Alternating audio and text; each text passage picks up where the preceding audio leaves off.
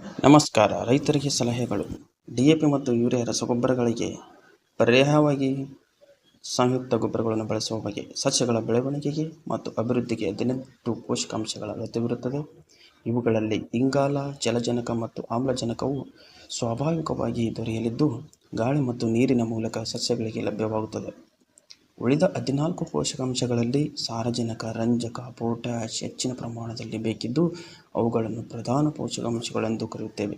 Calcium, magnesium, ಗಂಧಕ, ಕಬ್ಬಿಣ, zinc, boron, ತಾಮ್ರ, ಮ್ಯಾಂಗನೀಸ್, ಮಾಲಿಬ್ಡಿನಮ್, ಕ್ಲೋರಿನ್ ಮತ್ತು ನಿಕ್ಕಲ್ ಕಡಿಮೆ ಪ್ರಮಾಣದಲ್ಲಿ ಬೇಕಿದ್ದು, ಇವುಗಳನ್ನು ಲಘು ಪೋಷಕಾಂಶಗಳೆಂದು ವಿಂಗಡಿಸಲಾಗಿದೆ. ಇವುಗಳಲ್ಲಿ ಯಾವುದೇ ಒಂದು ಪೋಷಕಾಂಶದ ಕೊರತೆ ಆದರೂ ಸಹ ಸಸ್ಯಗಳು ಸಮೃದ್ಧವಾಗಿ ಬೆಳೆಯಲಾರವು ಹಾಗೂ ಇದರಿಂದ ನಿರೀಕ್ಷಿತ ಇಳುವರಿ ಸಾಧ್ಯವಿಲ್ಲ. ಈ 14 ಪೋಷಕಾಂಶಗಳಿಗೆ ಭೂಮಿಯೇ ಮುಖ್ಯ ಆಧಾರವಾಗಿರುತ್ತದೆ. ಮಣ್ಣಿನಿಂದ ಈ ಎಲ್ಲ ಪೋಷಕಾಂಶಗಳು ಬೆಳೆಗಳಿಗೆ ಬೇಕಾದ ಪ್ರಮಾಣದಲ್ಲಿ ದೊರೆಯುವುದಿಲ್ಲವಾದ್ದರಿಂದ ಬಾಹ್ಯವಾಗಿ ಈ ಪೋಷಕಾಂಶಗಳನ್ನು ನೀಡುವುದು ಅನಿವಾರ್ಯವಾಗಿದೆ. ಬೆಳೆಗಳಿಗೆ ಬೇಕಾಗುವ ಪೋಷಕಾಂಶಗಳನ್ನು ಸಾವಯವ ಅಥವಾ ಕೊಟ್ಟಿಗೆ ಗೊಬ್ಬರ ಅಥವಾ ಹಸಿರೆಲೆ ಗೊಬ್ಬರ ಅಥವಾ ಹಿಂಡಿ ಗೊಬ್ಬರ ಇತ್ಯಾದಿಗಳಲ್ಲಿ ಮತ್ತು ರಸಗೊಬ್ಬರಗಳಿಂದ ಒದಗಿಸಬೇಕಾಗುತ್ತದೆ.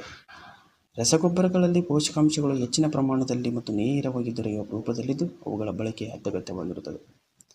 ರೈತರು ಕೇವಲ 1 ಅಥವಾ 2 ಪೋಷಕಾಂಶಗಳು ಒದಗಿಸುವ ಯೂರಿಯಾ ಹಾಗೂ ಡಿಎಪಿಯನ್ನು ರೂಢಿಗತವಾಗಿ ಬಳಸುತ್ತಿದ್ದು, ಇವುಗಳಲ್ಲಿ ಸಾರಜನಕ ಮತ್ತು ರಂಜಕದ ಅಂಶ ಮಾತ್ರವಿದ್ದು, 20-20-0-13 ಹಾಗೂ ಇತರ ಸಂಯುಕ್ತ ರಸಗೊಬ್ಬರಗಳಾದ 15-15-10, 15-26-26, 12-32-16, 22-22-11, 14-35-14, 17-17-17, 14-28-14, 19-19-19, 20-10-10 ಇತ್ಯಾದಿ ರಸಗೊಬ್ಬರಗಳನ್ನು ಸಹ ಬಳಸಬಹುದಾಗಿದೆ.